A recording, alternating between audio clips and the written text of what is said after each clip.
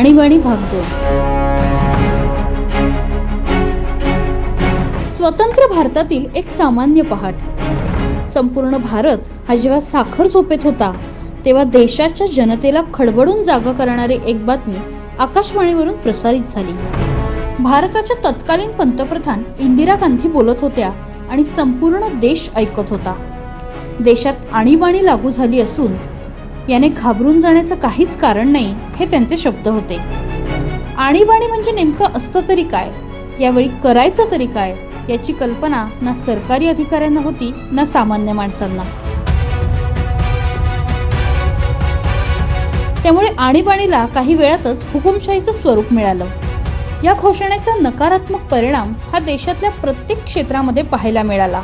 मिसा म्हणजे maintenance of internal security act अंतर्गत सगळ्या विरोधी दलांच्या नेत्यांना अज्ञातस्थळी तुरुंगात टाकले गेले, ज्यात मोरारजी देसाई, अटल बिहारी वाजपेयी आणि जॉर्ज फर्नांडिस यासारख्या नेत्यांचा समावेश होता। कहर म्हणजे यावेळी एक असा कायदा बनवला गेला ज्या अंतर्गत कैद केला गेलेला व्यक्ती ना न्यायालयात जाऊ शकतो ना जामिनासाठी अर्ज करू शकतो। त्यांनी पाठवलेली पत्रे सुद्धा यावेळी बघितली जात, कोणालाही त्यांना भेटण्याचा अधिकार नव्हता। वाटेल त्या व्यक्तीला जेलमध्ये टाकण्यात आलं। संपूर्ण देशाला एका मोठ्या तुरुंगाचं रूप आलं होतं। वृत्तपत्रांवर बरीच बंधने घालण्यात आली। वृत्तपत्रांच्या ऑफिसची वीज कापण्यात आली। त्यातील मजकुराची काटछाट ही सरकारी यंत्रणेकडून केली जात असे। आचारसंहिता लागू करण्यात आली। वृत्तपत्रांमध्ये केवळ त्याच बातम्यांचा समावेश असे ज्या बातम्या तत्कालीन सरकारला जनतेपर्यंत पोहोचवायच्या असत। त्यामुळे वृत्तपत्रांचे हात हे आणीबाणीच्या नावाखाली दगडाखाली अडकले होते।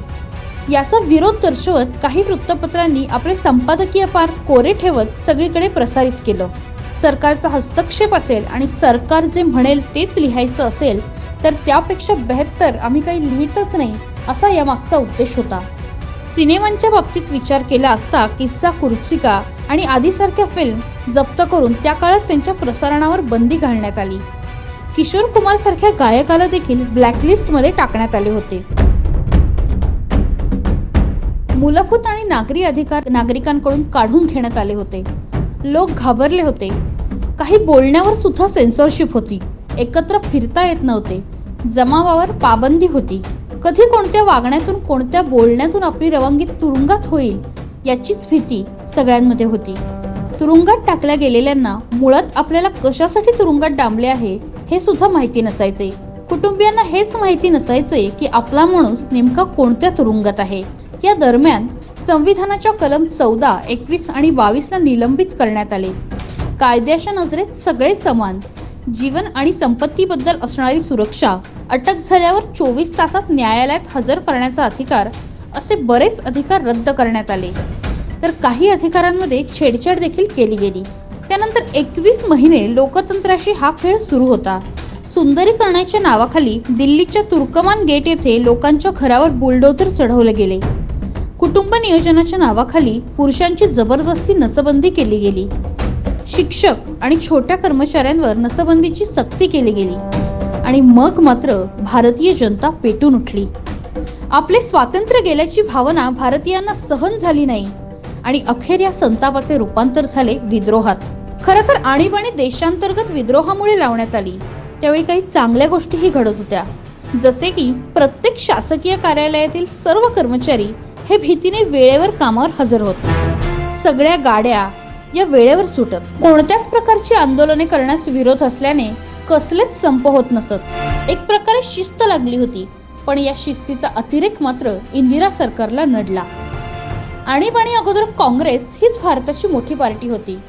मात्र भारतात पहिल्यांदाच उजवे डावे विचारसरणीचे लोक आणि पक्ष एकत्र येऊन काँग्रेस विरोधात उभे राहिले। 21 महिन्यांचा आक्रोश हा मतपेट्यातून मताच्या स्वरूपात बाहेर पडला आणि 1977च्या झालेल्या निवडणुकीमध्ये इंदिरा सरकारचा पराभव झाला आणि स्वतंत्र भारतामध्ये पहिल्यांदाच काँग्रेस व्यतिरिक्त दुसरं सरकार सत्तेवर आलं।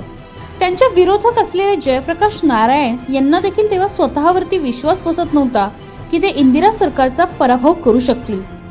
मोठ्या प्रमाणात संतप्त जमावामुळे शेवटी 1977च्या जानेवारीमध्ये आणीबाणीचा अंत झाला। आता प्रश्न येतो, तो आणीबाणीने आपल्याला काय शिकवले? तर आणीबाणीचे कारण होते हे देशातील अशांती. मात्र आणीबाणीच्या अंतानंतर मिळालेल्या धड्यामुळे आणीबाणी लागू करण्यासाठी असणाऱ्या परिस्थितीच्या निकषात बदल केला गेला, कायदा बदलला गेला. आंतरिक अशांतीच्या ऐवजी देशात मोठ्या प्रमाणात सशस्त्र विद्रोह होत असल्यासच आणीबाणीसारखा निर्णय घेतला जावा असं मांडण्यात आलं, ज्याने कायद्याला अधिक बलाढ्य स्वरूप प्राप्त करून दिलं. दुसरे म्हणजे लोकशाहीचे महत्त्व लोकांना कळाले. बलाढ्य सरकार देखील जर जनतेच्या अपेक्षा पूर्ण करण्यात अपयशी ठरले तर सत्तेचे फासे फिरायला सामान्य माणसांना वेळ लागत नाही, हाच धडा पुढे येणाऱ्या शासनाला या घटनेने दिला. थोडक्यात काय तर you can fool some people sometimes, but you cannot fool all people all the time.